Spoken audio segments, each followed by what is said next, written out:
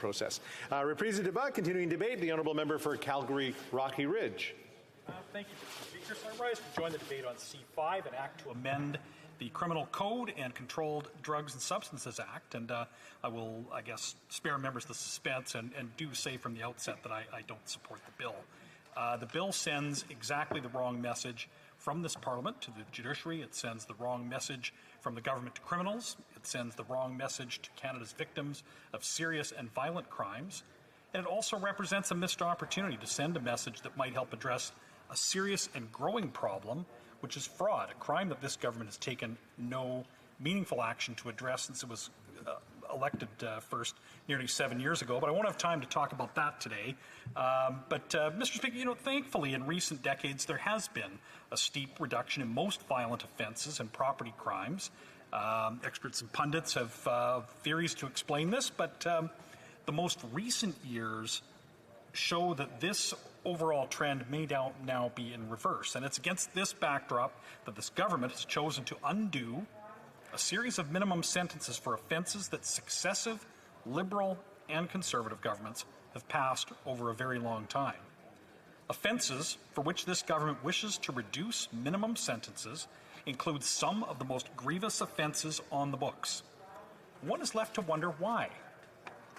Who are the Canadians crying out for lighter sentences on, for example, firearms offences?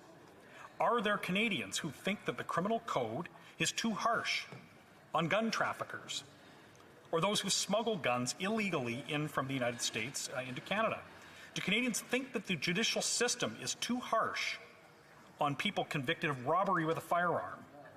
Is there really anyone in Canada that thinks that robbery with a firearm should result in anything other than a custodial sentence? Does any Canadian think that if a person uses a firearm to rob someone, that they shouldn't do so with full knowledge that if caught they'll go to prison? Is there anyone in Canada that thinks extortion with a firearm or discharging a firearm with intent isn't a serious criminal offence? So, Mr. Speaker, I listened to the Justice Minister's speech when this bill was first tabled and debated at second reading, and he spoke of the need for greater flexibility in sentencing, and he used a hypothetical example. He spoke of a 19-year-old man residing in a remote northern community who, after having too much to drink and maybe on a dare from his buddies, discharged a firearm, fired a gun into a building. And the minister suggested in this example that the current criminal code would force this young man into the prison system, into the company of other criminals, destroying his potential for lifelong employment, and set him on a lifelong trajectory of career criminality. Well, Mr. Speaker, the Justice Minister's hypothetical critique of a mandatory sentence for this hypothetical crime is riddled with a series of false premises.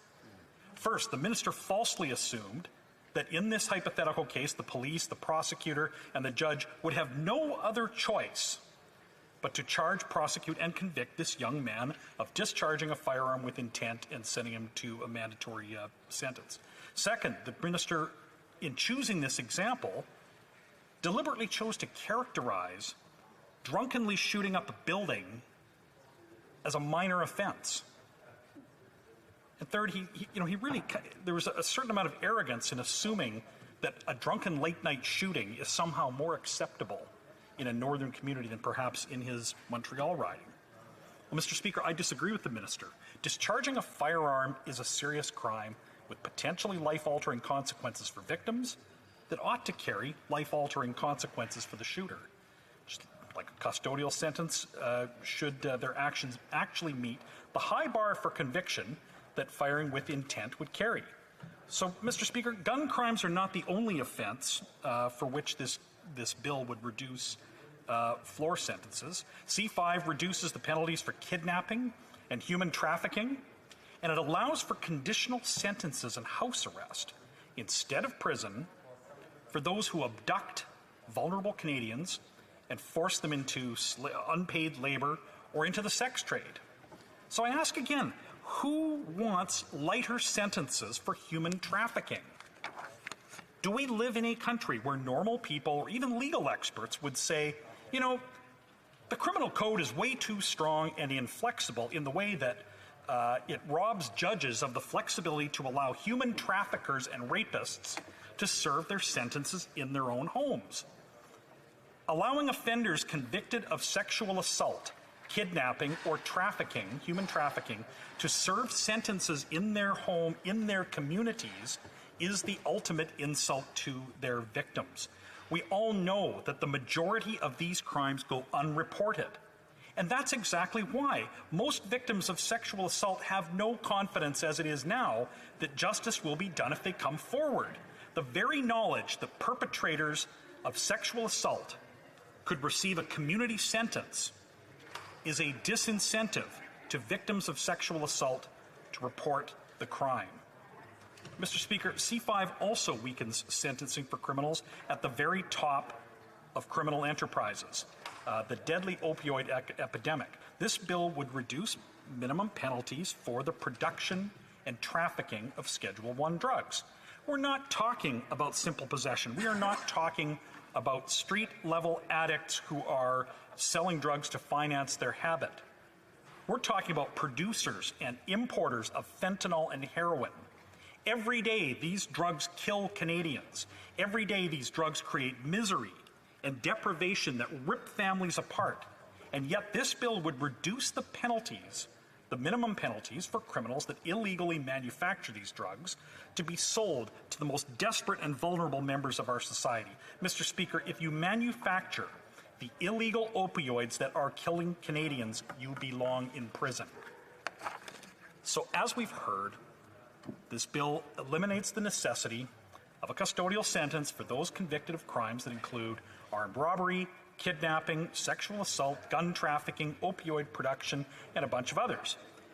So what about the administration of justice? The minister has argued that the existence of mandatory prison sentences clog up the system.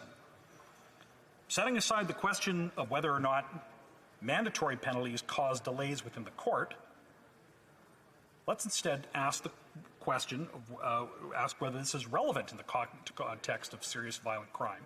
The reason for floor sentences for criminals that commit serious and violent crimes are to protect the public from dangerous offenders, to allow communities time to recover from victimization, to address issues like witness intimidation, and most importantly, to ensure that punishment is proportionate to crime. If the argument against floor sentences in these crimes is simply to relieve congestion in the courts and reduce the number of people in prison, then I must disagree with proponents of this bill. If our courts are congested and delay is denying the public, the accused, and the victims of justice, the minister should get serious about timely judicial appointments instead of trying to blame those who disagree with him on the necessity of floor sentence requirements for serious violent offenses. The member from Dantham, Mississippi, Churchill, raised an important point when he pointed out that peace officers, prosecutors, and judges already do what they can to divert non-violent offenders away from prison and into other programs. I agree that prison is not the only, or in fact, even the most suitable option for non-violent offenders when other programs can adequately punish their crimes, contribute to public safety, and increase the chances of successful reintegration. One can recognize this fact and still object to this bill. The point of floor sentences is not to railroad the judiciary into certain decisions or to unduly diminish judges' discretion. It's to ensure that justice is done and the public is protected from violent offenders. Finally, legislating effective sentencing does not pit the legislature against the judiciary as the minister would frame it. It's an example of Parliament exercising its legitimate authority over defining criminal offenses and setting floors and ceilings on penalties. Setting reasonable parameters for sentencing is part of Parliament's job. So in conclusion, Bill C-5 sends the wrong signals to criminals and society at large about the severity of certain crimes. It risks increasing crime rates and victimization. It continues to miss the mark in addressing gun crime and the opioid crisis, and goes soft on sexual assault, kidnapping, and modern-day slavery. And as such, Mr. Speaker, I see my time is up, and I cannot support the bill. Questions and comments? Question commentaire. The Honourable Parliamentary Secretary to the Minister of Justice. Thank you, Mr. Speaker, and I'd like to thank my colleague for his intervention. I do note that within his speech, he doesn't acknowledge or discuss the notion of systemic racism. I know I cited the report a number of times. The Auditor General yesterday highlighted the issue of systemic racism within the correctional systems, which is one of the reasons why we need to ensure that we don't put people in jail when there are other alternatives, especially for those who are not deemed to be harmful. So I'm wondering if my friend could highlight why he didn't use the term systemic racism, if he believes it exists, and if it doesn't, what his suggestions are to address that. Honourable Member for Calgary Rocky Ridge. Well, Mr. Speaker, I have no doubt that racism exists in our systems, in our justice systems, and it is indeed a serious problem. But I will also point out that the victims of many of the crimes that this bill, for which it reduces floor sentences, the victims are often the same Canadians and members of the same communities that face racism, and I don't see that repealing these sentences will adequately address the issues of racism, and certainly will not help the victims of these serious crimes, who are often among the most vulnerable populations in Canada. Questions and comments? Questions and commentaires? Questions and comments. The Honourable Member for Rimouski-Nesquet, Pimesquataway-Best. Thank you very much, Mr. Speaker. I listened to the colleague and his speech. I thank him for it. A simple question for him. He talked about the fact that, in fact, there's a possibility of intervening necessarily in advance to ensure that some groups of individuals who commit certain crimes, or some communities, be better supported and accompanied so that there are fewer crimes committed by some people. So instead of giving reduced sentences, I would like the colleague to explain to me how it would be possible to intervene in advance and to therefore stop those kinds of crimes from occurring. Ridge. Thank the member for the question, and indeed, one can acknowledge the vast issues that contribute to offenses, and acknowledge there are different ways to deal with the problems of crime and criminal justice without the prison system. And the prison system is certainly the last and really the last resort in these matters. And I don't really have time to get too far beyond the bill itself, which is where we're dealing with the repeal of floor sentences for grievous offences, and I don't think that the Canadian public is served by that. Questions and comments? The Honourable Member for Saanich Gulf Highlands. Speaker, and thank you to my colleagues in the NDP for not standing up on this round. To my honourable friend from Calgary, Rocky Ridge, what I want to make clear again, because I was in this place when under Stephen Harper the Omnibus Crime Bill C-10 was passed. In that time, we already knew that there was no evidence that mandatory minimums would reduce the crime rate. We were watching in the United States as they were being removed in Texas. We saw at the time that these would probably be struck down as unconstitutional. As they are being struck down, the Charter of Rights and Freedoms is being found to be violated by a number of these laws. And what they do at their essence is not to deter criminals.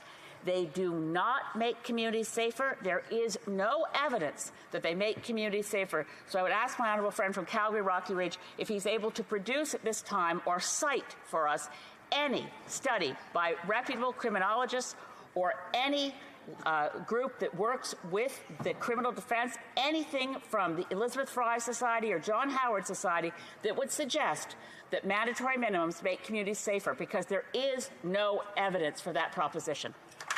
The Honourable Member for Calgary Rocky Ridge.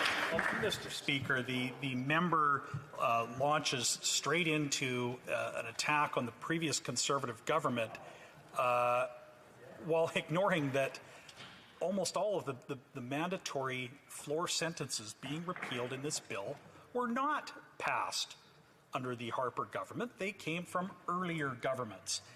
Successive governments of conservative, liberal, different prime ministers have over a very long period of time created these minimums. Most of them predate the Harper government, and it was disappointing to see her use this as an opportunity to just make a dig at the previous government when this is something that has been ongoing for many, many years. Now, she disagrees that there should be mandatory minimum sentences, and I can agree with her. I can agree with many people that have spoken about the futility and the blunt instrument that prison can be, but for the most serious crimes, there needs to be a floor.